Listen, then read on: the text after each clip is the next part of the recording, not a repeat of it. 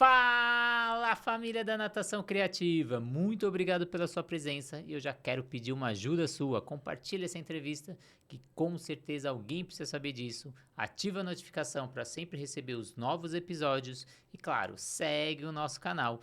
E hoje vamos falar sobre a parte administrativa da academia na temporada Gestora Deriva, para auxiliar os gestores, donos de academia aí do outro lado.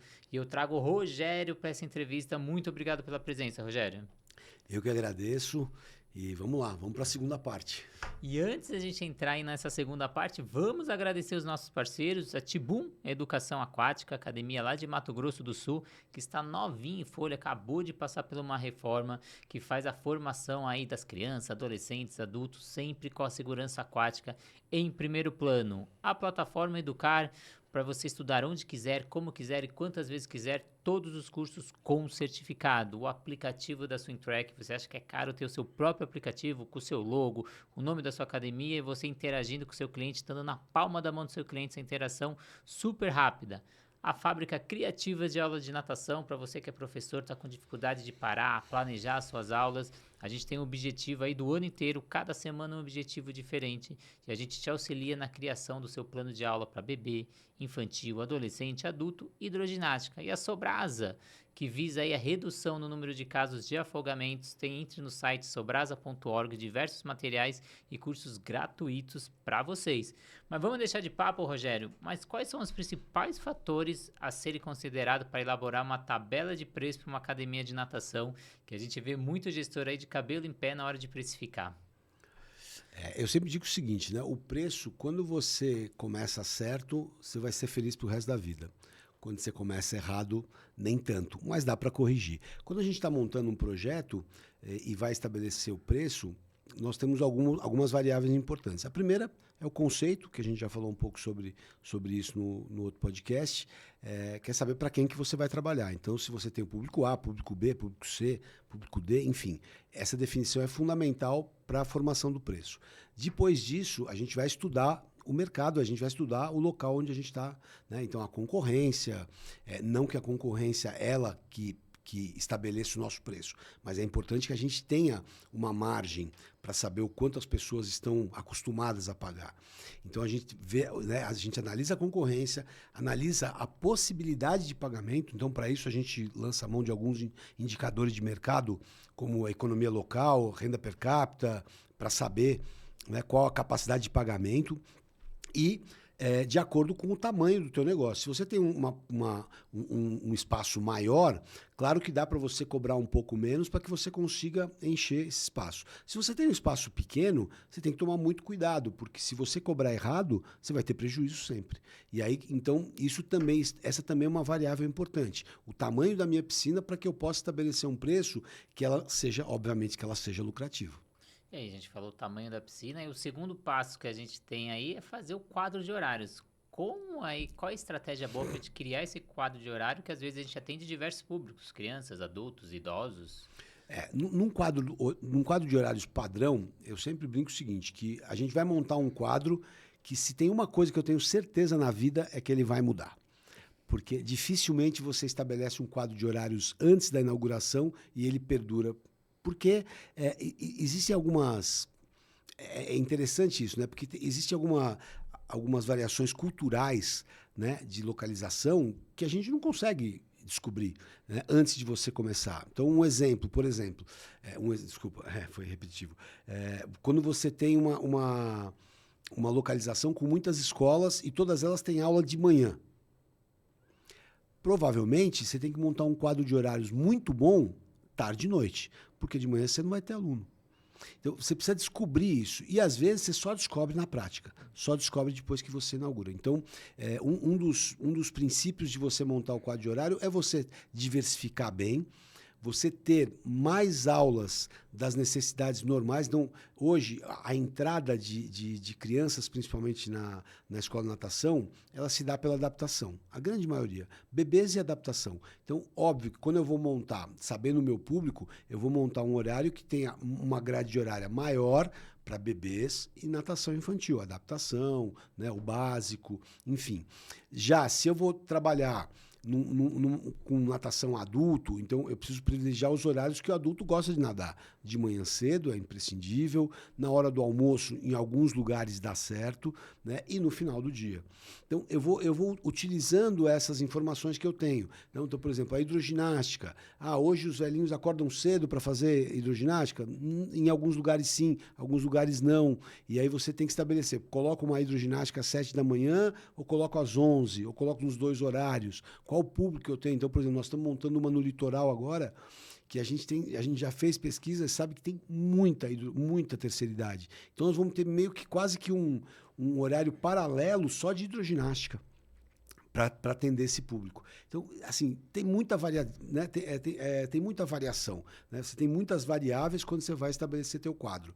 Mas, como eu te falei, monta um quadro e tenha certeza que ele vai mudar. E geralmente quem dita esse quadro aí é a escola ali do lado da sua região. Ele mudou uma aula, mudou um horário, já afeta todas as famílias e vai afetar a sua academia. Tá tudo entrelaçado, não tenha dúvida. Entrelaçado. A gente falou muito do público, né? Infantil, adolescente, adulto, mas a gente também tem as turmas. Ali a gente tem os níveis ali de faixa etária, nível de habilidade, que às vezes essa mãe tem um filho mais novo, mais velho, ela não pode ficar em 2 horários indo para academia.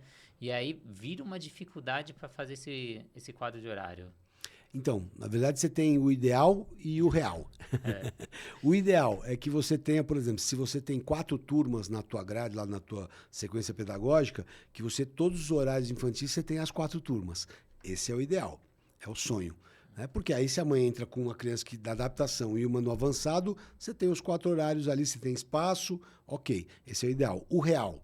Aí você precisa ter 4 professores também, no mínimo. O real, você tem espaços pequenos, você não tem professores suficiente, você não tem vestiário suficiente, então você tem que montar 2 ou 3 turmas no máximo, que é o que cabe. Né? Mas vamos falar 2 turmas. O que eu procuro fazer? Fazer turmas seguidas. Então, se eu vou montar adaptação, eu monto uma adaptação e um básico. Por quê? Porque já é o caminho. Então, a mãe não vai mudar de horário muito, né, rapidamente. Porque ele pode mudar de turma, mas não precisa mudar de horário. Aí depois eu coloco outros horários, o básico 2 e o avançado. E aí outros horários, o básico 1 e o básico 2. Justamente para criar isso. Mas, óbvio, como eu te falei, né? Esse é o real. E aí você vai ter problemas mesmo. Aí, e as coisas vai mudando aos poucos. Né? Vai. E outra dificuldade aí que muito gestor tem é a gente tem horários de pico, onde todo mundo quer aquele horário, e aqueles horários ociosos que a academia tá vazia, que aí o cloro tá lá, o aquecimento tá lá, eu tô tendo gasto. Às vezes o professor tá lá. O professor tá lá. Então, como otimizar, principalmente esses horários aí fora de pico, ainda mais agora, principalmente aqui em São Paulo, cada vez as escolas indo até mais tarde, as crianças saindo tarde, e tem períodos muito ociosos aí das piscinas.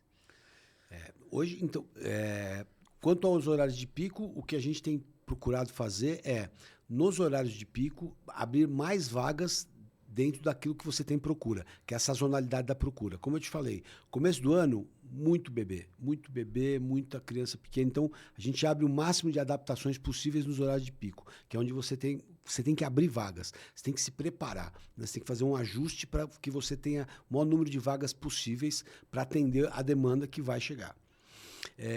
E aí, isso vai se modificando durante o ano. Então, você vai diminuindo as adaptações, passando para básico, porque as crianças vão evoluindo e você muda isso. Nos horários ociosos, a gente tem algumas, vamos falar assim, algumas estratégias.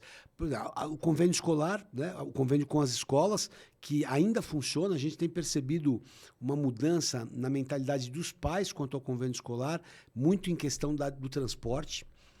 Isso é uma coisa que tem nos preocupado. Os pais mais novos, eles têm um pouco de medo de colocar a criança numa perua escolar, né, numa van escolar, para levar até a academia e voltar. Enfim, tem toda essa questão de segurança que a gente procura cercar da melhor maneira possível, mas hoje a gente ainda tem vários convênios nos horários estratégicos, que isso funciona muito bem.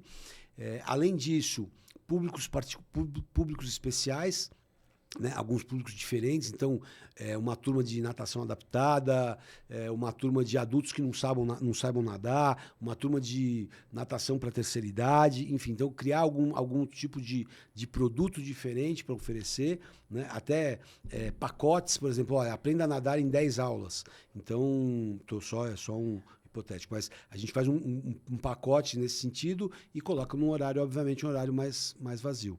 Então, tem algumas estratégias que a gente vai procurando para colocar. Não é fácil, né? Não é uma coisa tão simples, porque, como você falou, tudo interfere na vida das crianças e das pessoas como um todo.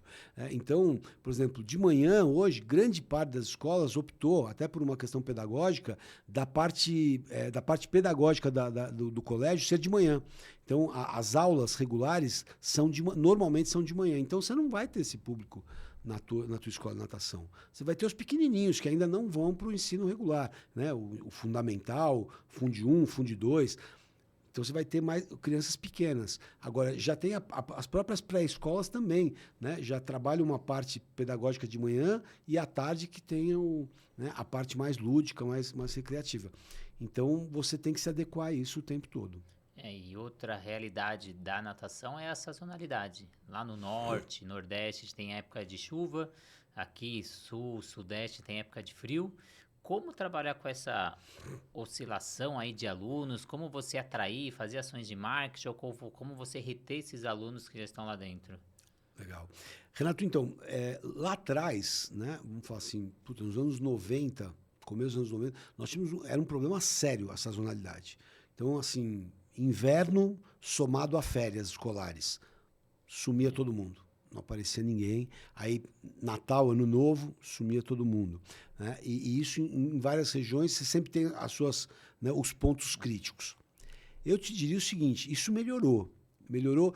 A gente não sabe se melhorou porque o povo se atentou que você tem que fazer o ano todo, né?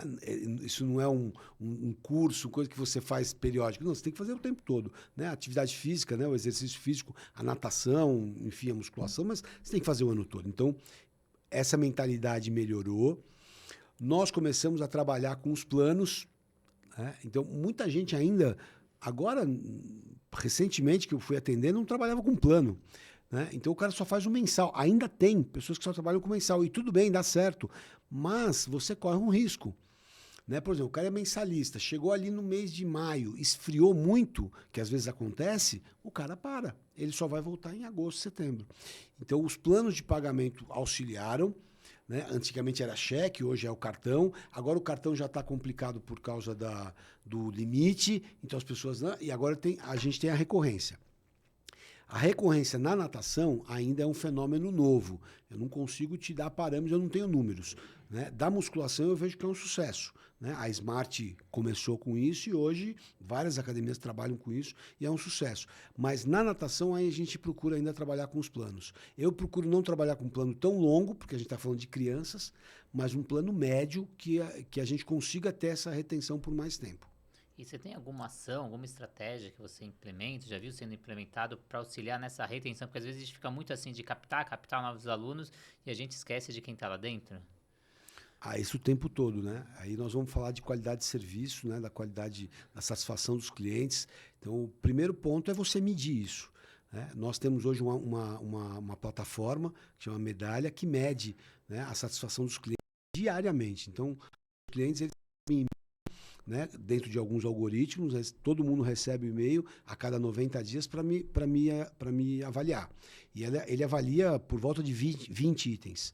Limpeza, simpatia do professor, simpatia da recepção, a forma como é tratado na negociação, ele avalia tudo.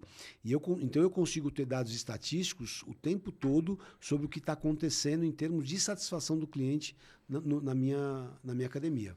Isso eu vejo que é uma das ferramentas fundamentais para isso. Quando você tem essas respostas, aí você começa a tomar algumas atitudes. Se você percebe que você tem alguns gargalos, você tem que ir lá e quebrar esses gargalos. Você tem que resolver esses problemas, quer seja técnico, quer seja de simpatia, quer seja de instalação, enfim.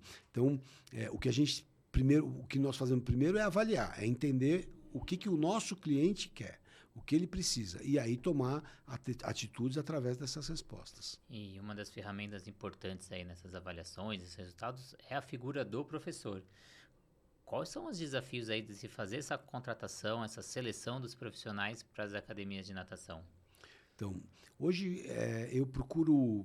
Né, são dois momentos importantes. Né? A seleção, Então, é trazer pessoas com o perfil que a gente quer. A gente não abre mão, por exemplo, de pessoas simpáticas.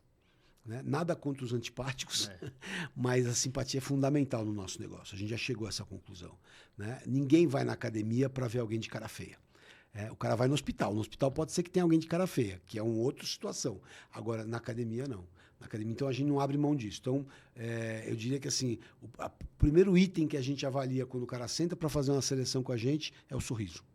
O cara tem que estar ele tem que estar sorridente. Se tiver com a cara feia, meio caminho andado para ele não ser contratado. Então, primeiro isso. Depois, a capacidade que ele tem de aprender. Né? Então, a disposição e a capacidade que ele tem de aprender. Então, hoje a gente procura contratar pessoas que estejam dispostas, que estejam abertas a aprender. Porque a gente mantém um trabalho que é a segunda fase do negócio, mantém um trabalho de treinamento, de formação muito importante. Então, nós temos, por exemplo, nas minhas academias, a gente tem um planejamento técnico formativo. Então, o cara já sabe agora, né? Eu vou sentar com meus coordenadores, a gente já vai montar. Então, agora no final do ano, ele já vai ter um planejamento do ano seguinte de quando serão os treinamentos, as reuniões, as palestras, enfim, tudo. Então, não tem aquele negócio que fala, mas eu não sabia, esse sábado eu vou, né, levar minha avó. Não, tá lá. Você vai ter o calendário, você recebe no teu WhatsApp já agora, no final de dezembro. E uma terceira parte, que é você reter esses caras. A gente tem trabalhado hoje muito sério no sentido de entender cada um dos nossos profissionais, e está muito difícil. Né? Nós estamos numa transição de gerações extremamente complicada, né? Uma geração que não sabe exatamente o que quer. Então, nós estamos trabalhando. Então, para você imaginar, eu tenho uma outra plataforma onde eu meço a felicidade dos meus funcionários. Além de medir a felicidade, eu meço o Health Score, quer dizer o seguinte, o quanto ele se sente saudável no trabalho, né, que aquilo faz bem para ele. Eu meço o fit com a cultura da empresa. Então, a gente estabeleceu uma cultura e nós queremos que ele tenha fit com essa cultura, ou seja, que ele compreenda, ele aceite e ele trabalhe essa cultura. Além disso, nós fazemos algumas perguntas de inteligência que também trabalham com a inteligência artificial, que nos dão um resultado, né, dentro da psicologia positiva, se ele se sente capaz de executar aquilo que ele está executando. Porque às vezes você coloca o cara num cargo, né, e você acha que você está fazendo a melhor coisa do mundo para ele, mas ele não acha. Então, é a velha história do professor que vira coordenador. Você acha que você evoluiu o cara, você acha que você promoveu o cara, e o cara acha que, não é isso que eu queria voltar, eu quero dar aula. Então, para você ver como a preocupação hoje, ela se estende não só na seleção, contratação, mas no treinamento e no cuidado do dia a dia. Então, essa questão da saúde emocional, para nós, é extremamente importante, tem sido um ponto de foco, né, dos nossos esforços. Eu vou lançar agora, esse ano, todo ano a gente tem um tema para os profissionais. Então, esse ano agora que nós estamos finalizando, 2024, é o ano da técnica. O ano passado foi o ano da ludicidade, o ano da criatividade. E o ano que vem vai ser o ano da saúde mental. Então, eu já estou estabelecendo um convênio odontológico, um convênio médico, uma avaliação psicológica, enfim, uma avaliação de perfil profissional, tudo para que eu tenha certeza de que quem está lá dentro está fazendo o que gosta, tem capacidade para fazer aquilo e está feliz. E a tendência, eu fiz uma entrevista sobre saúde mental com dos professores, fiz até 2 cortes disso, passou de 1 milhão de visualização, assim, os professores começaram a ver os cortes, então uma coisa que é a tendência aí do mercado. Então você falou desse investimento aí em treinamento, no profissional, e com isso a gente tem que ter uma baixa rotatividade, porque você começa a investir nesse profissional, esse profissional começa a sair, você está jogando dinheiro fora. E nessas pesquisas que você fez, o que motiva esse professor? Quais são os fatores aí que você pode elencar e que são os fatores para você manter esse professor dentro da sua academia?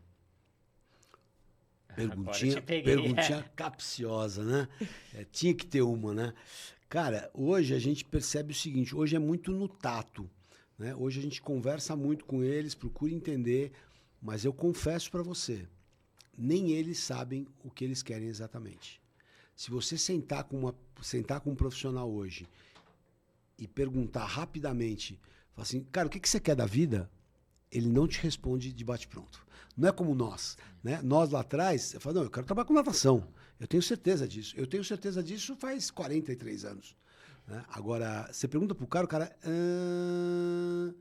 E aí ele fala, não, eu quero trabalhar com natação. Eu falei, mas se tiver uma oportunidade da musculação pagando um pouco mais?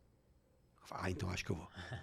Então, hoje é muito no tato. Então, todo esse trabalho que a gente faz é justamente para chegar nesse ponto. O que esses caras querem para trabalhar? Ali na GV, o meu tema do meu TCC foi motivação no ambiente de trabalho. A gente pensa muito que o profissional está muito empenhado aí pela parte financeira. Financeira é quinta, sexta fator. Nós fazemos essa pesquisa todos os anos. E o primordial é o pertencimento. Ele está se sentir pertencente àquele grupo e o que ele está fazendo tá dando resultado e alguém está valorizando isso. O que tem aparecido muito para a gente é valorização. Então, reconhecimento profissional. Então, nós também temos, por exemplo, esse ano nós estamos fazendo uma eleição do profissional da técnica. Então, todo ano a gente faz a eleição de um profissional no tema que a gente escolheu. E aí, um momento para a gente refletir, que às vezes só está naquele profissional dando os feedback negativo, pegando no pé, entre aspas, vendo o ponto negativo que ele está fazendo, e na hora de você falar o parabéns, o obrigado, então isso também é muito fundamental. Para a gente caminhar para o final aqui, Rogério, o que você indica aí de indicadores que são essenciais que todo gestor tem que ter ali e ele tem que analisar? Legal. Então, eu sempre digo o seguinte, se você vai trabalhar com indicadores, é muito importante que você saiba que você não precisa ter 500 indicadores. Ao contrário, você precisa ter 3 ou 4 que te mostrem o que está acontecendo. Hoje, eu separo indicadores operacionais, ou seja, de dia a dia, que você tem que acompanhar dia a dia, e indicadores estratégicos, que você vai olhar quando você for montar o teu planejamento estratégico. Então, não adianta você querer todo dia olhar os seus indicadores estratégicos, você vai ficar louco. Então, um exemplo, hoje é muito comum, né, tá na moda, o LTV, né, que é o Lifetime Value, que é o valor no decorrer de um período do teu aluno. Legal, ótimo, mas você não precisa ficar todo dia olhando para isso. Você tem que, quando você for montar o teu planejamento estratégico, fala, pô, se o meu LTV está baixo, eu preciso aumentar o meu ticket. Ponto. É um operador estratégico, claramente estratégico. Agora, por exemplo, a satisfação do cliente. Esse é um indicador operacional. Se o cara está insatisfeito hoje, não dá para você esperar o teu planejamento estratégico para você satisfazer ele. Não, é na hora. Pô, o cara está falando que não tem papel de toalha suficiente no banheiro. Você tem que resolver. Esse é um indicador operacional, né? Por exemplo, na parte financeira, consumo, né? Consumo é indicador operacional. Você precisa olhar o teu consumo, precisa olhar a tua conta, você precisa saber ler a tua conta de luz, a tua conta de água, para ver se o teu consumo ele é regular, né? Se você não tem nenhum tipo de problema. Enfim, os mais loucos olham isso toda semana. Porque o consumo é um recurso que, além de você gastar muito, porque custa muito caro, principalmente nas grandes cidades, não é sustentável. Então, se você quer ter uma empresa que seja sustentável, você precisa olhar para tudo isso. Né? Indicadores de venda. Indicador de venda, ele é operacional, é diário. Você precisa saber, está vendendo, não está vendendo, está renovando, não está renovando. Enfim, então você tem aí, se eu puder resumir para você, eu olharia como indicador operacional vendas, renovação, rotatividade, receita, despesa, né? e talvez algum tipo de indicadores de acesso. Né? Quando você tem mais gente de manhã, à tarde, à noite, enfim, algum tipo de indicador de acesso. Não é muito mais que isso, não. Rogério, eu queria agradecer muito a sua presença, queria que você deixasse suas redes sociais aí, para quem quer saber um pouco mais do Rogério, ou até mesmo a rede social da academia lá da Rubel. Deixa aí os contatos. Legal. Então, o meu Instagram é @RogérioSConsultor. O meu WhatsApp é 11 98363 1825. E o meu e-mail é rogerio@rubel, rubel.com.br. E tem o site da nossa academia, que é o www.rubel.com.br. Rogério, muito obrigado. Obrigado para vocês aí do outro lado que acompanham as entrevistas. Compartilhe essa entrevista que um amigo seu precisa saber disso. E queria agradecer os nossos parceiros que fazem desse sonho uma realidade. A Tibum Educação Aquática, academia lá do Mato Grosso do Sul. A plataforma Educar, o aplicativo da Swim Track, a Fábrica Criativas de Aulas de Natação e a Sobrasa. Muito obrigado a todos, obrigado a você do outro lado, obrigado ao Rogério, obrigado ao Daniel, que está nos bastidores hoje aqui auxiliando a gente, e ao SampaCast também, que auxilia nesse projeto. Muito obrigado e até a próxima entrevista.